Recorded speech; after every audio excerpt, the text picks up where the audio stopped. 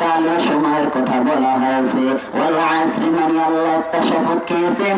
এ মুসলমান ইমানদার মনে রাখতে হবে, এই এলাকার যুবক ভাই তোমার জন্যই তো আজকে বয়ানের প্যান্ডেল করা হয়েছে।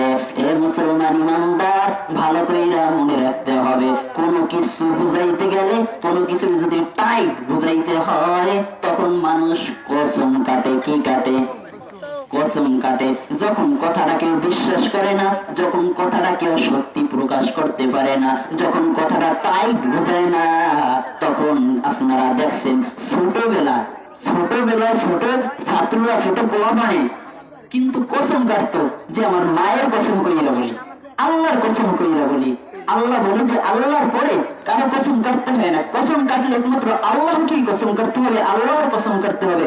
দুনিয়ার কোনো মানুষের কসম কাটা হারাম, কোনো মানুষের উপরে কসম কাটা যাবে না, মা বাবার কসম কাটা যাবে না, সন্তানের কসম কাটা যাবে না। কসম কাটতে হলে আল্লাহরই কসম কাটতে হবে। এই জন্য বলি আমরা ছোটবেলা দেখতাম মানুষ কসম কাটে, ছোট ছোট বাচ্চারা কসম কাটতে। আমরা এক সময় হয়তো ছোটবেলা কাটছি না যাই না, অনেক সন্তানরা কসম কাটে আমার মায়ের কসম দিয়ে করেছি, এরকমের আমি কাজ করিনি, আমি মাটির কসম খাইয়া করি, এরকমের কাজ আমি করি নাই। ছাত্ররা এগুলো বলে কি বলে না? ছোটবেলা অনেক জিনিস এগুলো বলে। আল্লাহ রাব্বুল আলামিন এই আয়াতের এই সূরা নাজিল করার আগে, সূরা নাজিল করার সময় আল্লাহ কসম কাটছেন এজন্য যে দুনিয়ার মানুষকে আল্লাহ রাব্বুল আলামিন বুঝাইতে চেয়েছেন কসম কেটে মানে কি সত্য করে কথাটা বলা হয়েছে। এজন্য আল্লাহ রাব্বুল আলামিন সময়ের কসম কেটে বলে ওয়াল আসর, সময়ের কসম কাটা হলো। আল্লাহ রাব্বুল আলামিন এই কথাটা কিন্তু সাধারণ ভাবে বলেন নাই, কসম কাটছে মানে কি তাই ধরে বুঝাইছে সময়ের বড় দাম। সময়ের কি বড় দাম।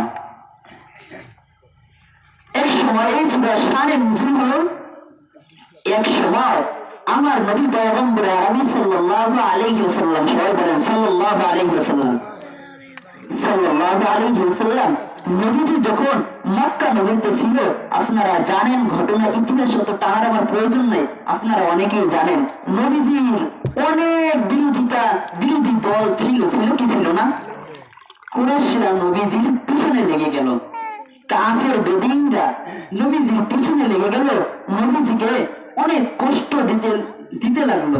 তখন হযরত ওমর মুসলমান হইল, আবু বকর মুসলমান হইল, আলী মুসলমান হইল, কাফেররা তো তাদের টিস্কেরি করতেইছে। তখন বলতেছে ওই কাফেররা বলতেছে নবীজিকে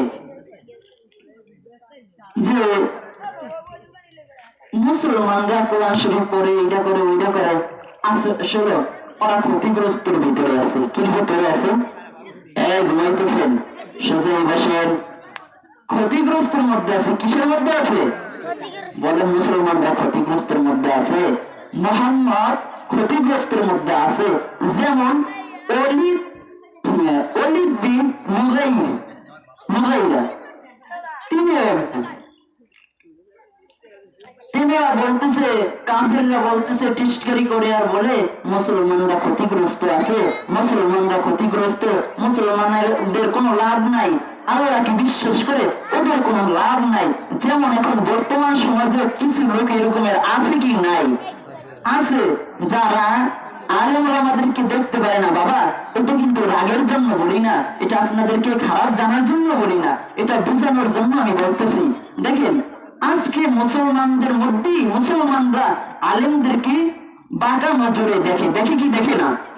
এটা কিন্তু আমি বোঝানোর জন্য বলি, কেউ রাগ করবেন না। হুজুরদেরকে খারাপ মনে করে, এই মোল্লাদেরকে খারাপ মনে করে দেখলি টিস্কারি এই জায়গায় ওই জায়গায় মনে করে মারা শুরু করে দেয়। আসলে কি আলেমদের মর্যাদা স্বয়ং আল্লাহ রাব্বুল আলামিন দিয়েছেন। আলেমদের মর্যাদা কে দিয়েছেন? আল্লাহ। আল্লাহ বলেন দুনিয়ার ভিতরে একমাত্র সবথেকে বেশি আমি আল্লাহকে ভয় করে দুনিয়ার মধ্যে শুধুমাত্র কেবলমাত্র একমাত্র আলেমরা। কথা বলেন ঠিক না ঠিক?